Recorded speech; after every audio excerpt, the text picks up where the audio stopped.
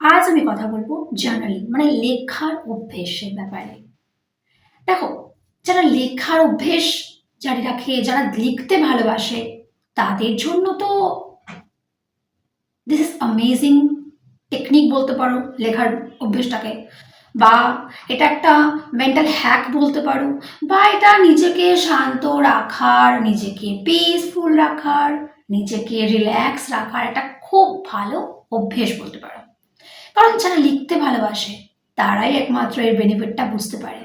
তাই যারা লেখো না, এখন অব্দি লেখা স্টার্ট করোনি, প্লিজ একটা ডায়েরি বা একটা জার্নাল বা একটা নোটবুক, কিছু না হলে একটা খাতা আর পেন সব সময় নিজের সঙ্গে রাখো। এবং তাতে কি করবে? তাতে প্রত্যেকদিন নিজের লেখা স্টার্ট করবে। কি লিখবে? প্রথম প্রথম হয়তো তুমি কনফিউজ হয়ে যাবে যে কি লিখবো। আমি লিখতে বসবে তখন নিজের ডেইলি রুটিন লিখতে পারো, তুমি কি কি রোজ করো, বা সারাদিন পরে তুমি রাত্রেবেলা ঘুমোতে যাওয়ার আগে কি কি সারাদিন কি করলে সেগুলো লিখতে পারো। নিজের স্বপ্ন লিখতে পারো, কিছু তো স্বপ্ন আছে রে বাবা, তোমার তো কিছু গোল আছে লাইফে, কিছু ড্রিমস তুমি দেখো, সেগুলো লিখতে পারো।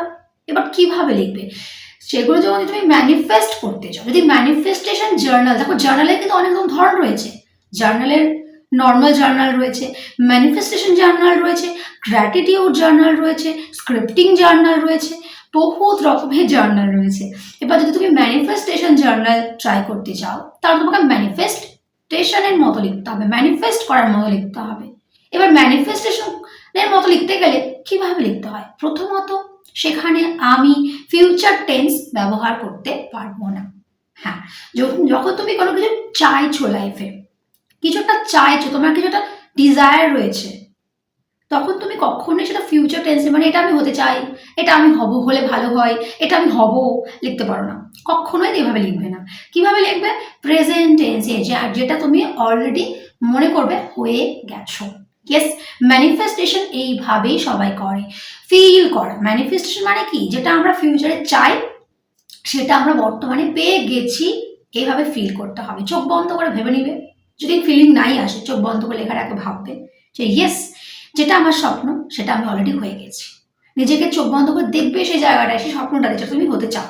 তারপর লেখা স্টার্ট করে দেবে যে ইয়েস, থ্যাংক ইউ গড, বা থ্যাংক ইউ ভগবান, যাকে তুমি মানো, থ্যাংক ইউ ইউনিভার্স আমাকে এটা দেওয়ার জন্য, আমি এটা হয়ে গেছি, আমার এই স্বপ্নটা পূরণ হয়ে গেছে, I am so grateful and happy for that. এইভাবে লিখতে হয় ম্যানিফেস্টেশন জার্নাল।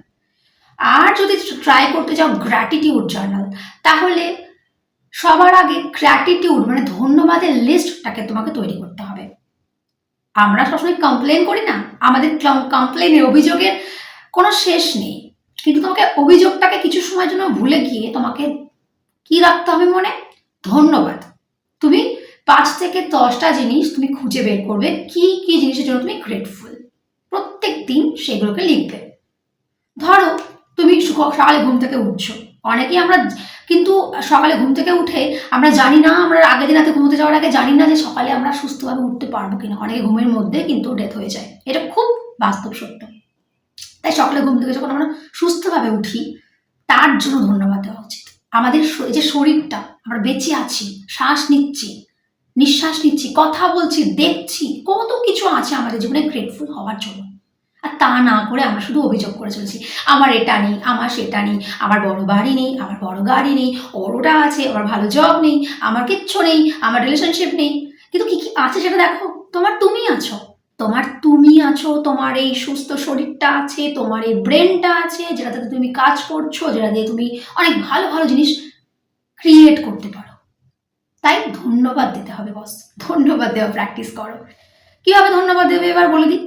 5 থেকে 10টা জিনিস তোমাকে সিলেক্ট করতে হবে। থ্যাংক ইউ ইউনিভার্স, বা বাংলাতেও লিখতে পারো, ধন্যবাদ ভগবান আজকের দিনটার জন্য, একটা হয়ে গেল। তারপরে ধন্যবাদ ভগবান যে আমি সুস্থভাবে উঠেছি তার জন্য, ধন্যবাদ ভগবান বা ধন্যবাদ ইউনিভার্স আমার এই চোখ দুটোর জন্য, যা দিয়ে আমি সুন্দর পৃথিবীটাকে দেখছি, ধন্যবাদ ভগবান বা ইউনিভার্স যে আমার এই সুন্দর হাসিটার জন্য, যেটা আমি খুবই ভালোবাসি, আমি হাসতে খুব ভালোবাসি, এবং এই হাসিটা আমাকে দেওয়ার জন্য অনেক অনেক ধন্যবাদ। ধন্যবাদ আমার মধ্যে পসিবিলিটিস দেওয়ার জন্য, সম্ভাবনা দেওয়ার জন্য, যার দিয়ে আমি অনেক কিছু করতে পারি, লাইফে উন্নতি করতে পারি। ধন্যবাদ আমার খাবারের জন্য, আমার যে জলটা আমি পান করি, যে খাবারটা আমি খাই, যে পোশাকটা আমি পরে আছি তার জন্য ধন্যবাদ আমার পরিবারের জন্য, যারা আমার পাশে রয়েছে, আমার ফ্যামিলি, আমার ফ্রেন্ডস, আমার ভালোবাসার লোকজন, তাদের জন্য। দেখো তো কত কিছু হয়ে গেল ধন্যবাদের। তাই লিস্ট এইভাবে করতে হয়, 5 থেকে 10টা জিনিস তোমাকে প্রত্যেক দিন ধন্যবাদ দিয়ে লিখতে হবে। ঈশ্বরকে লিখতে পারো, নাহলে ইউনিভার্সকে লিখতে পারো, নাহলে নিজের ফিউচার সেলফকে লিখতে পারো। এইভাবে গ্র্যাটিটিউড জার্নাল লিখতে হয়। এবং সবশেষে তুমি তোমার ডিজায়ার লিখতে পারো, সবশেষে তুমি তোমার ড্রিমস লিখে দেবে যে ধন্যবাদ ইউনিভার্স, আমি এটাও পেয়ে গিয়েছি বা পেতে চলেছি, আমার বিশ্বাস আছে যে আমি এটাও পেতে চলেছি।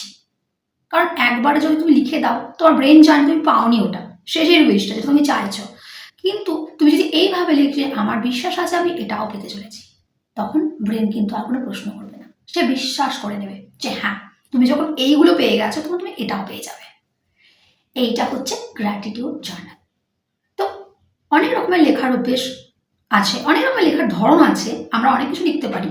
তাই লিখে ম্যানিফেস্ট যদি করতে চাও তো এইভাবে লেখো, এইভাবে লেখো, দেখবে আস্তে আস্তে তুমি তোমার স্বপ্নের খুব কাছে চলে এসেছো, আস্তে আস্তে তোমার ড্রিমসগুলো খুব তাড়াতাড়ি ফুলফিল হয়ে যাচ্ছে, তোমার মাথা অনেক বেশি ঠান্ডা থাকতে শুরু করেছে, তুমি আর ভয় পাচ্ছ না কোনো ব্যাপারে, তুমি ডিসিশনস নিতে শিখে গেছো, তুমি অনেক বেশি ম্যাচিওর হয়ে উঠবে যখন তুমি এই জিনিসগুলো ট্রাই করবে। তাই জার্নালিংয়ের অভ্যাস বা লেখার অভ্যাস তোমাকে অবশ্যই করা উচিত।